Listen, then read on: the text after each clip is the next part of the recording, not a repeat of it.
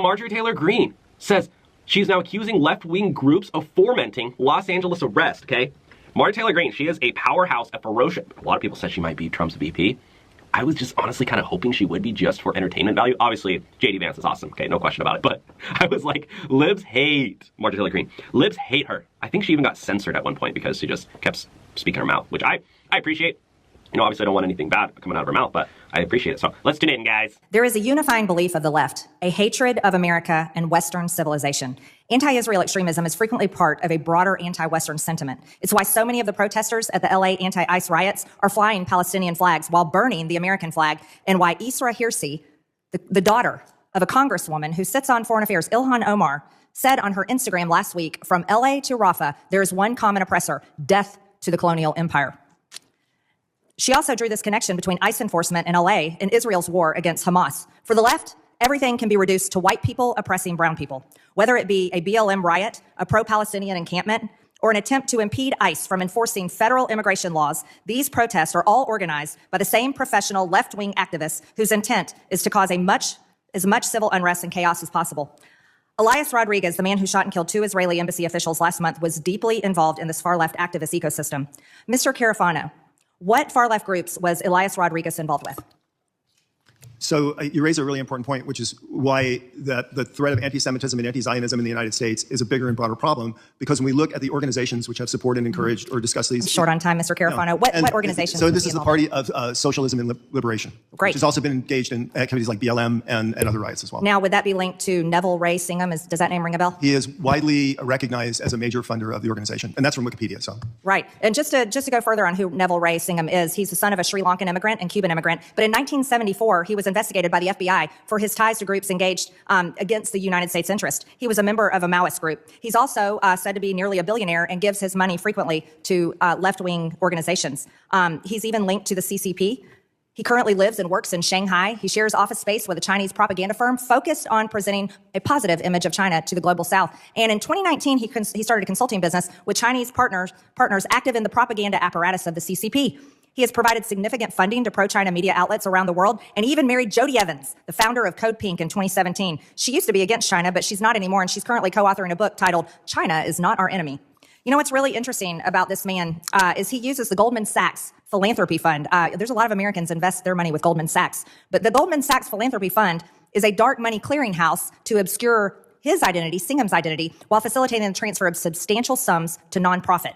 Things like the People's Forum, which received over $20 million from Singham through the Goldman Sachs Philanthropy Fund, organized anti-Israel protests across the country, and was heavily involved in the protests at Columbia and the takeover of Hamilton Mall. Singham also funds $20 million through the Goldman Sachs Philanthropy Group to the Justice and Education Fund, which provides money to pro-China media outlets around the world. And, just as you mentioned, the Party of Socialism and Liberation. That's the group that's organizing these lovely events happening in LA that Democrats call mostly peaceful, but the people in LA call fiery, violent, and call a war against America. He also funded, and unbelievably, the pro-Palestinian protests around the country and on campuses, and Elias Rodriguez, the man who killed the 2 young Israeli diplomats. Singham coordinated the anti-ICE LA protest. Again, this picture just can't be shown enough. And they've been coordinating these anti-ICE protests around the country. And more to come is what the Democrats tell us. Mr. Carafano, one last question. Do you believe China is funding the war against America? There's a lot of activity in the public record that show Chinese money is flowing into many of these organizations which have been involved in planning and organizing and supporting these activities. Absolutely. Wow, that is insane. Now, look at this. All hell breaks loose when Marjorie Taylor Green accuses Dem governors of quote-unquote murder. All right, she's not holding back at all, guys. Let's tune in. Governor Hochul, are you a Democrat? Yes or no? I'm a proud registered Democrat, yes. Did you support Joe Biden for president? Yes or no? I did. Did you support the Biden administration's policies for the past 4 years? I raised my concerns in many That's a yes or no administrations question. about how the border was being enforced, and so I raised concerns. So you just stated, I'll reclaim my time, you said you're a proud Democrat, you supported Joe Biden for president. Clearly you supported the Biden administration's policies. Did you swear, Governor Hochul, did you swear an oath to faithfully uphold New York's Constitution and laws? I certainly did. In 2017, New York became a sanctuary state when Governor Cuomo signed Executive Order 170. This states, it directs that no state officers or employees, including law enforcement officers, shall disclose information to federal immigration authorities for the purpose of federal civil immigration enforcement unless required by the law. Do you support this law as governor of New York? Yes, this pertains to civil enforcement. So you do enforce sanctuary policies of New York? I supporting helping law enforcement and ICE when it comes to... Thank you. I reclaim my time. You support sanctuary policies that have led to the horrific murder of people, Americans. This Fox News got it wrong. It should say monster. Arrested in broad daylight rape of a 13-year-old in a New York park. This girl was raped at knife point in the park near New York Mets Stadium.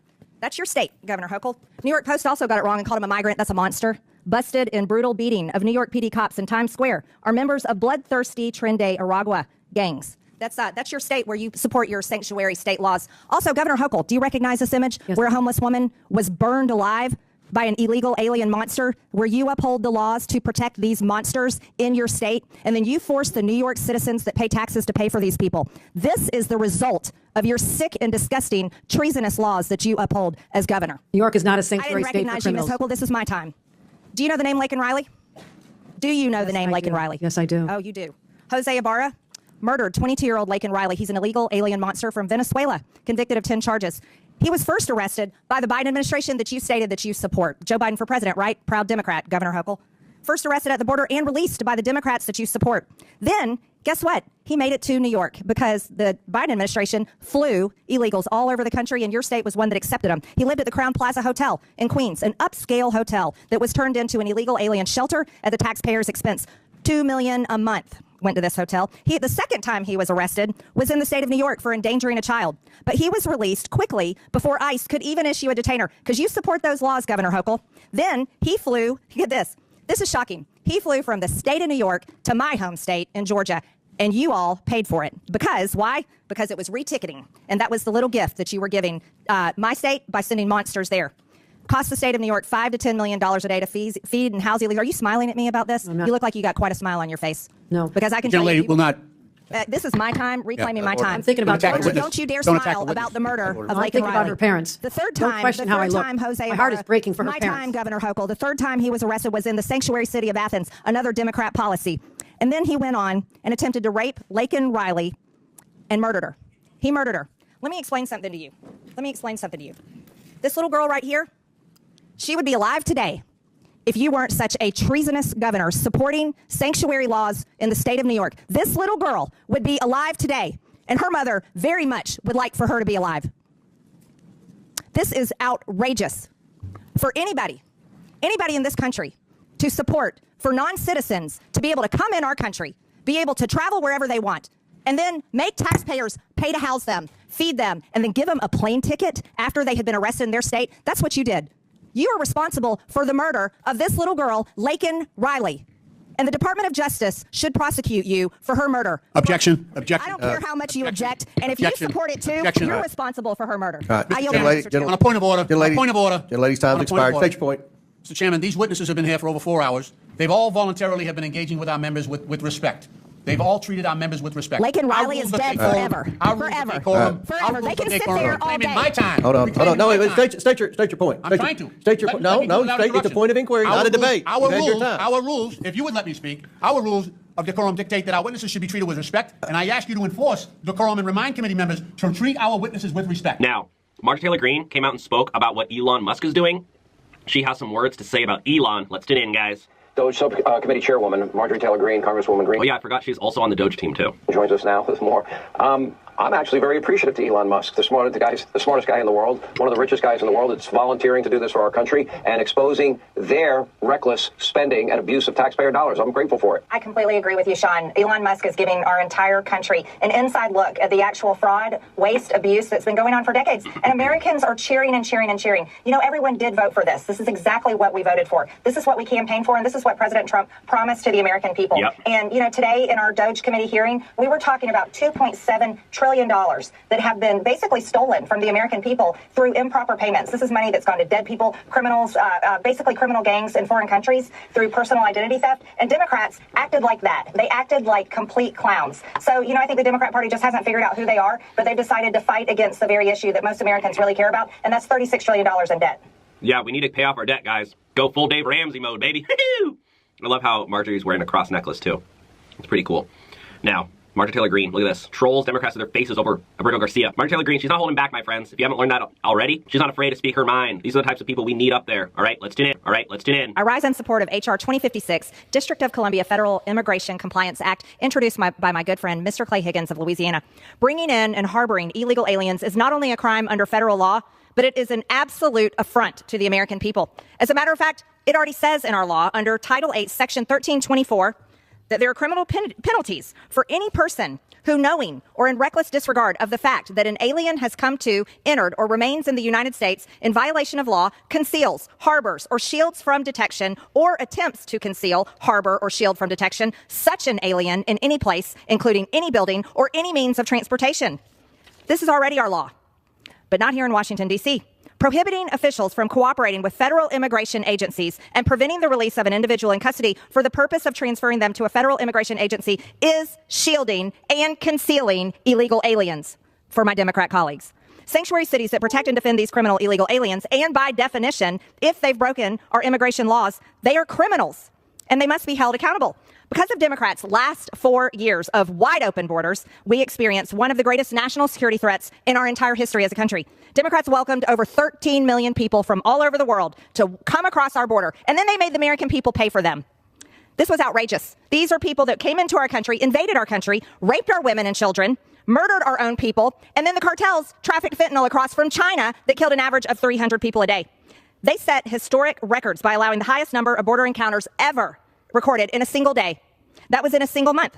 And over 3 million illegals in fiscal year 2023, which was the highest ever recorded in a single history. Democrats set records. They sure do. They set records by supporting criminals to invade our country. Instead of defending the American people, the Democrats defend illegal alien criminals and gangs and cartels at all costs. Take, for example, their favorite MS-13 gang member, Kilmar Arbrego Garcia.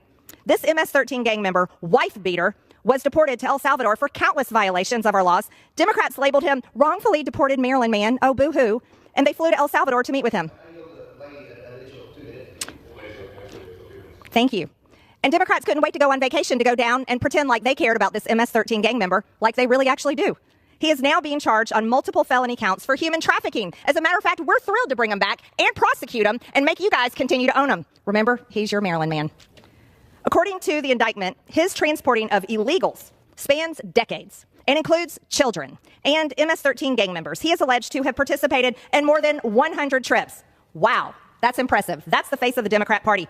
This is who they defend. This is who they fight for. Not the American people, not their districts, not the people's hard-earned tax dollars, not obeying the law. They fight for illegals, and I'm proud to support this bill. Please, I urge my colleagues to pass H.R. 2056.